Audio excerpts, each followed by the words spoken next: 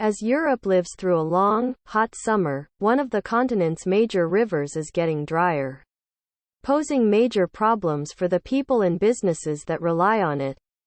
Captain André Kimpel casts an experienced, but worried, eye across the river Rhine, where water levels have dropped significantly.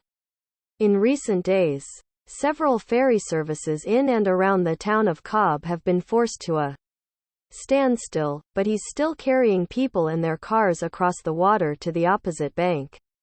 For now. And quote, it's no joke, and quote, he says as he navigates the water which sparkles in the summer sunshine. And quote, we have 1.5 meters, 5 feet, of water and our boat sits 1.20 meters deep. So we have 30 centimeters of water left beneath us.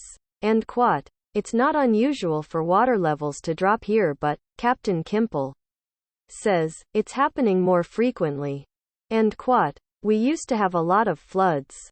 Now we have a lot of low waters. End quote. On the riverbank nearby, there's an old measuring station. Any skipper wanting to enter the Upper Rhine will refer to the official water level recorded here. The current level hasn't yet fallen below the lowest figure ever recorded here, in October of 2018. The measurement then was 25 centimeters. The measurement is taken from the same reference point in the water, not the deepest point on the riverbed. It's currently 42 centimeters, but is forecast to fall further in the coming days. Travel a little further upstream and the challenge is obvious. At the town of Bingen, great swaths of the riverbed are exposed, bleached stones powder dry in the baking sun. People from the nearby town pick their way over the rocks, take photographs. In normal times they'd be underwater. One man told me he'd never seen it like this. A few commercial vessels slowly navigate the channel of water that's left here. The Rhine is one of Europe's great working rivers, and industry here relies on barges to fetch and carry raw materials and finished products to and from the power plants and factories that line the riverbank. The water's already too low to allow some of the larger vessels through. Others have been forced to reduce their cargo, lighten the load so that they sit higher in the water. And they're keeping a close eye on the river levels.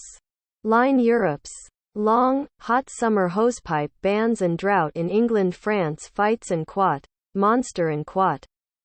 Wildfire heatwaves parches. France's garden forest fire in the Czech Republic in pictures.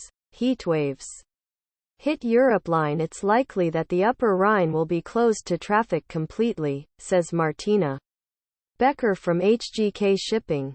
Low water happens every year, she tells us, but it's not as extreme as this.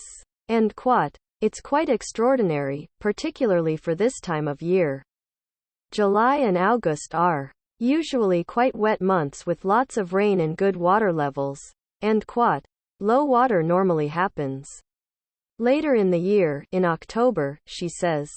End quote. This is an unusual situation for us, and the question is what happens in October, when the usually dry months arrive. We are already approaching the record low level we had in 2018.